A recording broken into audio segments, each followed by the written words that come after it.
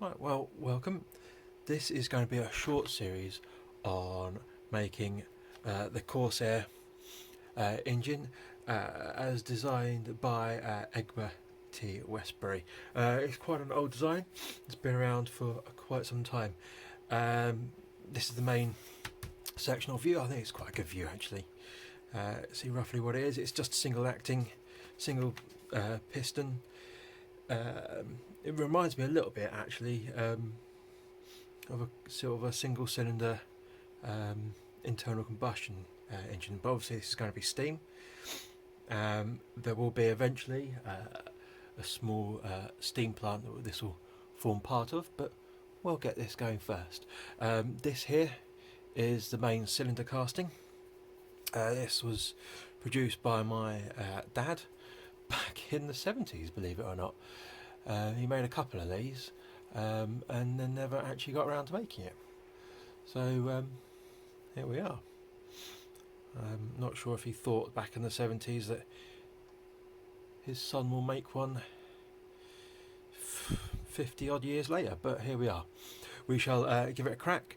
I have a cylinder, no, a cylinder. I have a base casting as well actually that he made that also incorporates these two uprights, which are for the crankshaft supports, I guess. So that's probably where I'll start first actually, is we'll get up, probably get these uprights to size and then bore through correctly for, what's this, quarter inch, yeah. So I've got some ground silver steel which I'm going to use for this, which seems to be pretty dimensionally accurate, so that'll be cool, and we'll get cracking and we'll bring you back a bit later on.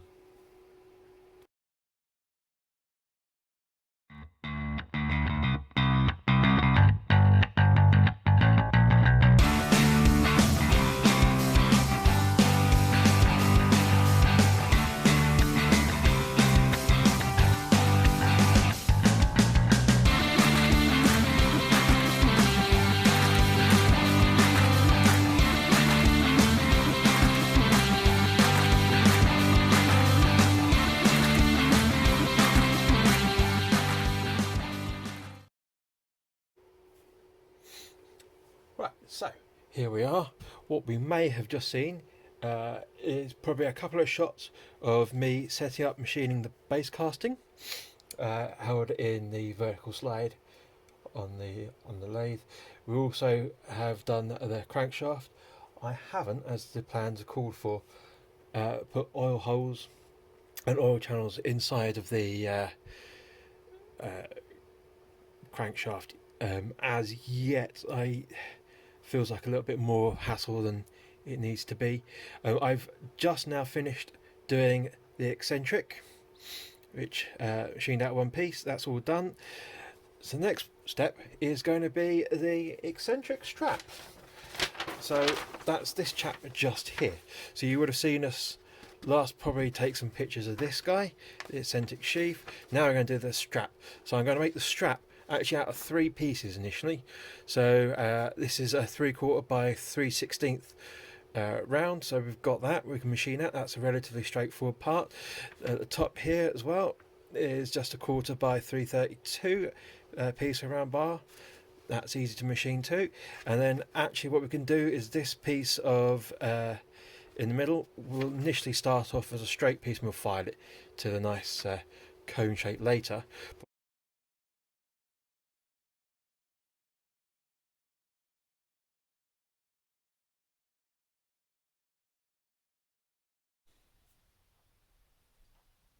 So here we are. We're back after finishing now the eccentric.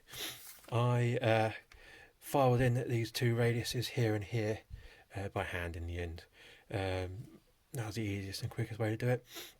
Popped it into our jig, silver soldered it all up, and then into the lathe to bore this out 5/8, just so you get a nice little slip fit just there, nice little running fit on the eccentric, which should there we go, a bit of focus, which should be quite nice. So next phase is going to be making the uprights. So there'll be 4 uprights there, there, there, and there, to then take the cylinder casting, which will then sit just above. Got a picture of such a thing. Yeah. So these 4 uprights here, they're all the same. There's 4 of them. 1, 2, 3, 4. Okay, so we now find ourselves at this stage here. So we last saw the machining of the eccentric strap. It's not bad. It's reasonably loose.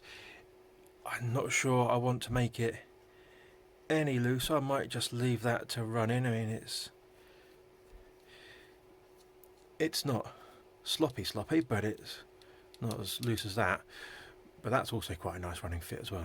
That's a real good fit. But anyway, so we find ourselves at this point here. I think actually, on retrospect, what I'm going to do is